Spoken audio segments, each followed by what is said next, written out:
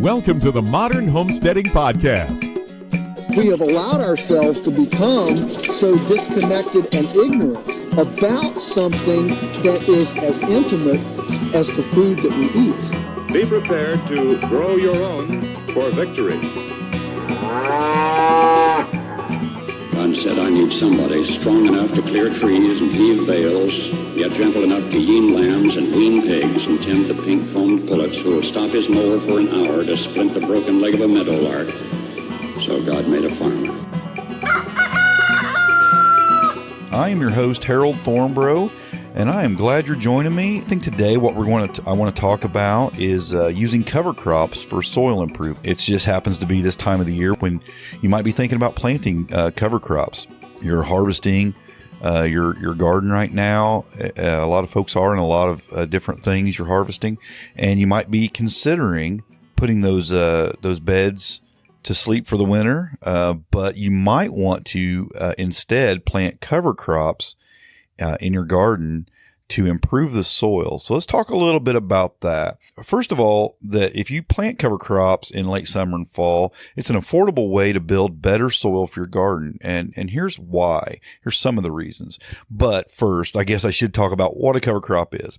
A cover crop is a crop planted in a garden bed to protect the soil from erosion. It helps control weeds. It helps loosen the soil, and it improves the soil by adding organic biomass.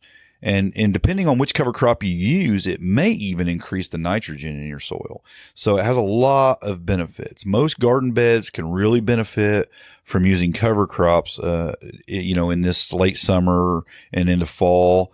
They can really benefit from having those planted in the garden. There are really two types of cover crops. We'll break it down a little bit more, but there really are. It's kind of three, but really only two. There's legumes and non-legumes. The legume cover crops have the ability to actually fix the nitrogen deficiencies in your soil. And they're a great crop to grow in beds. If you plan on planting vegetables that require high nitrogen, like tomatoes, peppers, or corn, it's a great crop to put in those beds. Some of the most common legume crops, cover crops, are white and crimson clover, hairy vetch, which is one of my favorites, alfalfa, winter field bean, and winter pea. Some of these crops may work better according to your particular climate, what your winter temperatures are, what your soil conditions are.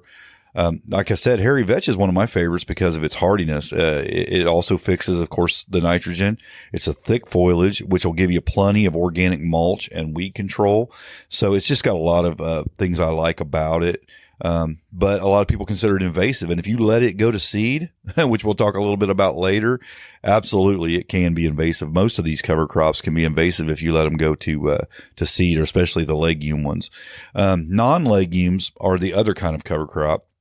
And this includes things like barley, buckwheat, oats, rye, wheat. Rye is one of my favorites in these because it's the hardiest, it's easiest to grow. Some have the advantage of being extremely fast growing, which is a really good bonus, which gives them the preference over others. It just depends on your climate and possibly the condition of your soil and what you're looking for. But those are some great non-legume cover crops. Now, in the non-legume cover crops, there's also some things called drillers. Now, the foliage on these usually isn't as thick. They're a little lower lying. But a lot of folks use them as cover crops because of the benefits to the soil. If you're trying to loosen up hard, compacted soil for better drainage, you can use cover crops that are root vegetables like daikon radish and turnips. And this is known as biodrilling. And it really works to soften compacted soil. And as the roots decompose, it leaves open pockets in the soil for the next crop to root down through. Now, what you want to do is you don't want to really harvest those root vegetables. You want to cut them off at the tops when you or just let them rot back, because most of them aren't perennial. Don't let them go to seed, but if you're planting them late enough in the year where they're going to die back in the winter, they probably won't go to seed. But you can cut them. You can kill them by cutting them down and letting the biomass rest on the ground. But leave the drillers, leave the root in the radish, the turnip, in the ground to basically rot back, and it'll create these pockets in the soil. So those are some great options for cover crops. But where do you get cover crop seed? Now, I like True Leaf Market. It's one of my favorites just because you can buy bulk seed at a reasonable price. There's other places you can get the seeds, but if you're looking for a place that you're like, well, where do you get these seeds? Or how do I go around and do this? How do I get started doing this? Well, True Leaf Market has a website. If you just Google True Leaf Market or go to the show notes and follow the link to a blog post I have on cover crops, you can find some links there as well. But they've been in business for a long time, like 1974. You're doing something right if you're staying in business that long. So I like using them for a lot. I use them for cover crop seed. I also use them for like growing sprouts in my kitchen. They have great seeds for that too. So just somebody you can look at there. They're not sponsors of this podcast or anything. So, but yeah, I really enjoy them. Let's talk a little bit about how to plant cover crops. Now, most cover crops can be planted by scratching up and leveling out the soil, and then the seeds just get broadcasted around like you would grass seed. You want to slightly rough up the soil. It helps the seeds settle into the soil a little better, and it can help prevent the seeds from getting eaten by the birds, because that is a big issue. So you've noticed that if you've ever cast birds, just grass seed on a lawn where you're trying to cover up, you almost got to cover it with straw or something just to keep the birds from tearing it up. And they will. So if you can kind of, broadcast it and then kind of rough your hand around a little bit, kind of half cover the seeds up a little bit, it'll really help keep those, the birds from picking at it. The exceptions to this rule, of course, is when you're planting root vegetables and beans as cover crops. These seeds would, take a little more time. Root vegetables need to be about 2 inches apart and about a ½ inch deep, and bean seeds need to be planted even further apart. So you do want to take a little more care in planting those kind of cover crops. So when would you want to plant your cover crops? Plant your cover crops at a time when they will be able to get established and grow with some significance before the weather will prohibit the growth. Usually this is about 4 weeks before your first frost date in the fall. An exception to this rule is rye, as it can be planted right up until the first frost date and it'll still grow. The trick, of course, is to plant them soon enough for them to grow as much as possible, but not so soon that they have time to go to seed before it's time to cut them down. That's very important. Do not let your cover crops go to seed. If they go to seed, you're going to have a lot of issues.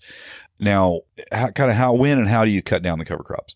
It kind of depending on the crop you grow and the zone you're growing it in. But what is most important is, again, that you chop them down before they go to seed.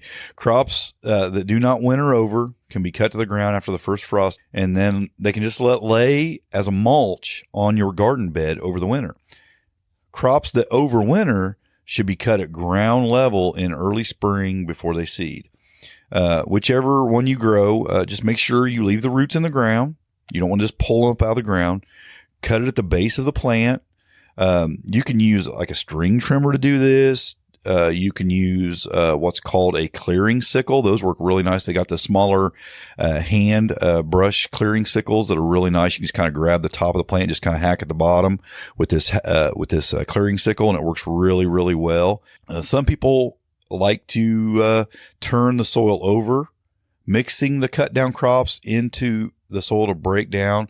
I don't like to do that. I prefer, for one thing, it's just a lot of work, but it also, I don't like to turn my soil. I like to keep that soil, food web, together. And when you turn your soil, it creates a problem. By laying the mulch, just dropping it, doing a chop and drop, mulching method, it works really well. It keeps the soil covered.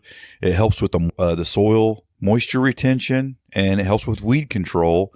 And you're not disturbing that soil food web there.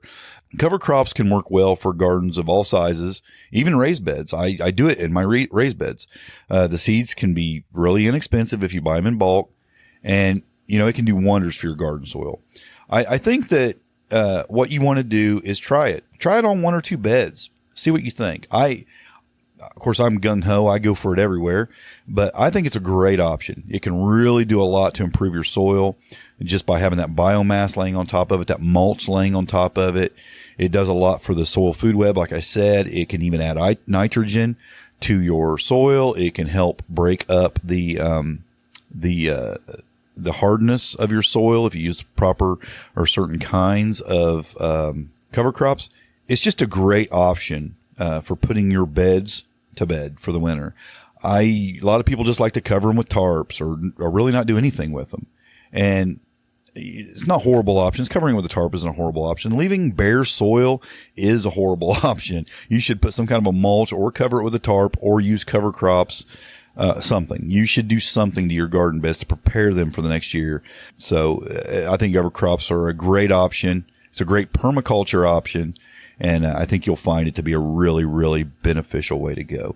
There you have it, folks. Kind of a introduction to using cover crops for soil improvement on your permaculture homestead.